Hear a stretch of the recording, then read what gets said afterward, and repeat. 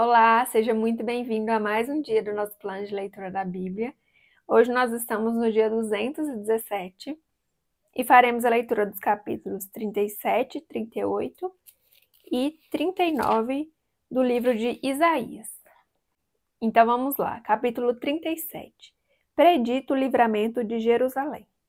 Quando o rei Ezequias soube disso, rasgou suas vestes, vestiu pano de saco e entrou no templo do Senhor. Depois enviou o administrador do palácio, Eliaquim, o secretário Sebiná e os chefes dos sacerdotes, todos vestidos de pano de saco, ao profeta Isaías, filho de Amós, com esta mensagem. Assim diz Ezequias: hoje é dia de angústia, de repreensão e de vergonha, como quando uma criança está a ponto de nascer e não há forças para dar à luz. Talvez o Senhor, o seu Deus, ouça as palavras do comandante de campo, a quem o seu senhor, o rei da Assíria, enviou para zombar do Deus vivo. E que o Senhor, o seu Deus, o repreenda pelas palavras que ouviu. Portanto, ore pelo remanescente que ainda sobrevive. Quando os oficiais do rei Ezequias vieram a Isaías, este lhes respondeu: diga a seu senhor, assim diz o Senhor. Não tenha medo das palavras que você ouviu, das blasfêmias que os servos do rei da Síria falaram contra mim. Porém nele um espírito para que, quando ouvir uma certa notícia, volte à sua própria terra, e ali farei com que seja morto à espada. Quando o comandante de campo soube que o rei da Síria havia partido de Laquis, retirou-se e encontrou o rei lutando contra Libná. Ora, Senaqueribe foi informado de que Tiraca, o rei da Etiópia, saíra para lutar contra ele. Quando soube disso, enviou mensageiros a Ezequias com esta mensagem: digam a Ezequias, rei de Judá: não deixe que o Deus no qual você confia o engane quando diz: Jerusalém não será entregue nas mãos do rei da Síria. Com certeza você ouviu o que os reis da Síria têm feito a todas as nações e como as destruíram por completo. E você acha que se livrará? Acaso os deuses das nações que foram destruídas pelos meus antepassados os livraram? Os deuses de Gozã, de Arã, de Rezefé e dos descendentes de Éden que estavam em Telassar? Onde estão o rei de Ramate, o rei de Arpade, o rei da cidade de Serfavaim, de Rená e de Ivá? A oração de Ezequias. Ezequias recebeu a carta das mãos dos mensageiros e a leu. Então subiu ao templo do Senhor, abriu-a diante do Senhor e orou: Senhor dos exércitos, Deus de Israel, cujo trono está entre os querubins, só tu és Deus sobre todos os reinos da terra. Tu fizeste os céus e a terra. Dá ouvido, Senhor, e ouve, abre os teus olhos, Senhor, e vê. Escuta todas as palavras que Senaqueribe enviou para insultar o Deus vivo. É verdade, Senhor, que os reis assírios fizeram de todas essas nações e de seus territórios um deserto.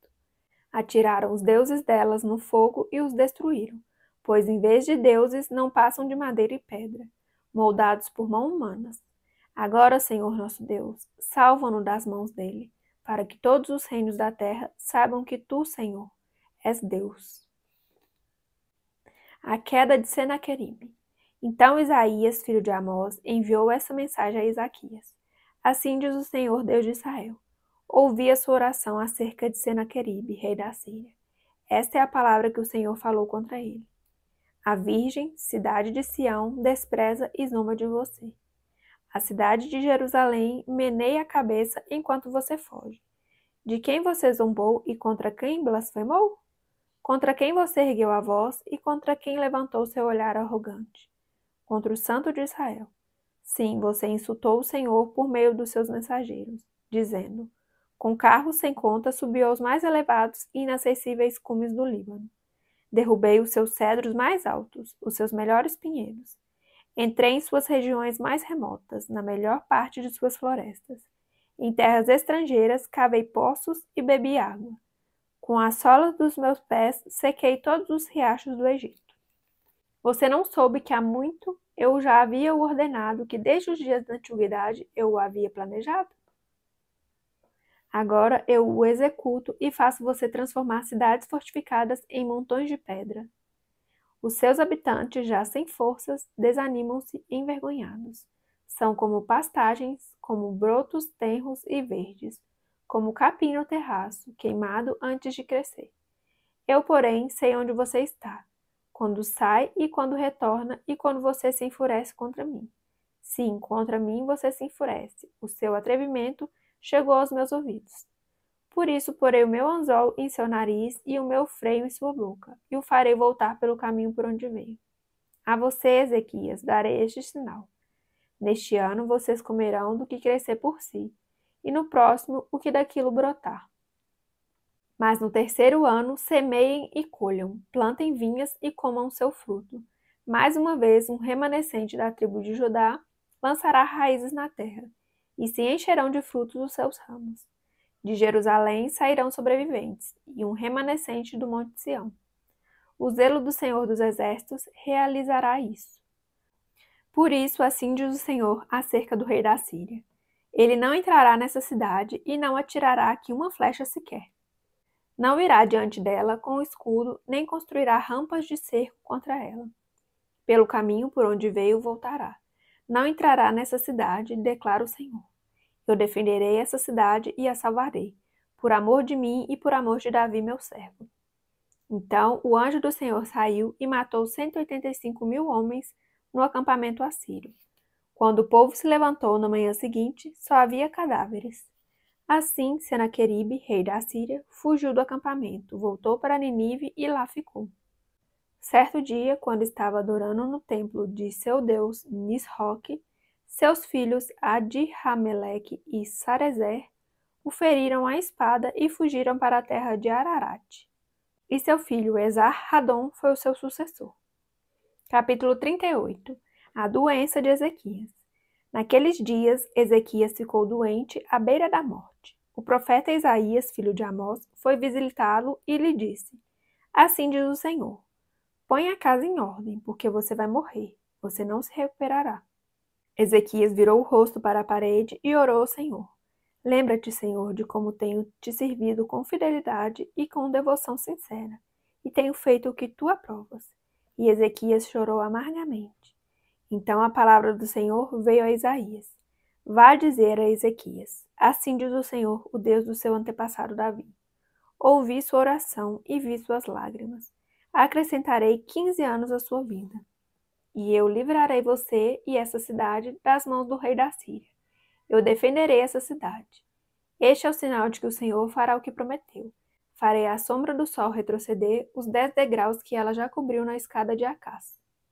E a luz do sol retrocedeu os 10 degraus que tinha avançado. Depois de recuperar-se dessa doença, Ezequias, rei de Judá, escreveu o seguinte: eu disse, no vigor da minha vida, tenho que passar pelas portas da sepultura e ser roubado do restante dos meus anos?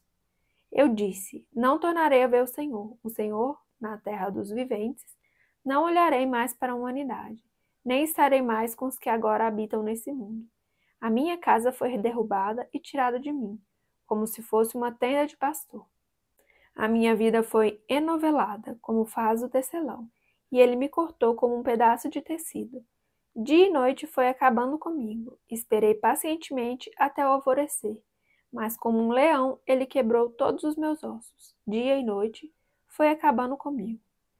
Gritei como um andorinhão, como um tordo. Gemi como uma pomba chorosa. Olhando para os céus, enfraqueceram-se os meus olhos. Estou aflito, ó Senhor. Vem em meu auxílio. Mas que posso dizer? Ele falou comigo e ele mesmo fez isso. Andarei humildemente toda a minha vida, por causa dessa aflição da minha alma. Senhor, por tais coisas os homens vivem, e por elas também vive o meu espírito. Tu me restauraste a saúde e deixaste-me viver. Foi para o meu benefício que tanto sofri. Em teu amor me guardastes da cova da destruição. Lançaste para trás de ti todos os meus pecados, pois a sepultura não pode louvar-te. A morte não pode cantar o teu louvor. Aqueles que descem à cova não podem esperar pela tua fidelidade. Os vivos, somente os vivos, te louvam, como hoje estou fazendo. Os pais contam a tua fidelidade a seus filhos. O Senhor me salvou. Cantaremos com instrumento de corda todos os dias de nossa vida no templo do Senhor. Isaías dissera: apliquem um emplastro de figos no furúnculo e ele se recuperará. Ezequias tinha perguntado: qual será o sinal de que subirei ao templo do Senhor? Capítulo 39. Enviados da Babilônia. Naquela época, Merodach-Baladã, filho de Baladã, rei da Babilônia, enviou a Ezequias cartas e um presente, porque soubera de sua doença e de sua recuperação. Ezequias recebeu com alegria os enviados e mostrou-lhes o que havia em seus depósitos: a prata, o ouro, as especiarias, o óleo fino, todo o seu arsenal e tudo o que se encontrava em seus tesouros. Não houve nada em seu palácio ou em todo o reino que Ezequias não lhes mostrasse.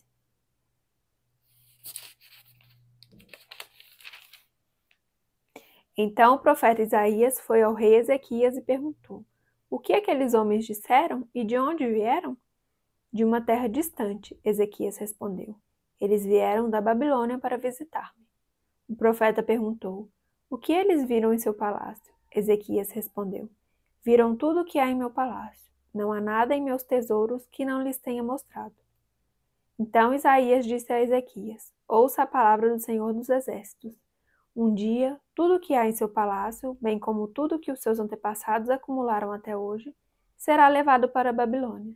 Nada ficará, diz o Senhor. E alguns de seus próprios descendentes serão levados e se tornarão eunucos no palácio do rei da Babilônia. É boa a palavra do Senhor que você falou. Ezequias respondeu, pois pensou: haverá paz e segurança enquanto eu viver. Finalizamos então mais um dia do nosso plano de leitura da Bíblia. Muito obrigada pela sua companhia. Fique com Deus e até amanhã. Tchau, tchau.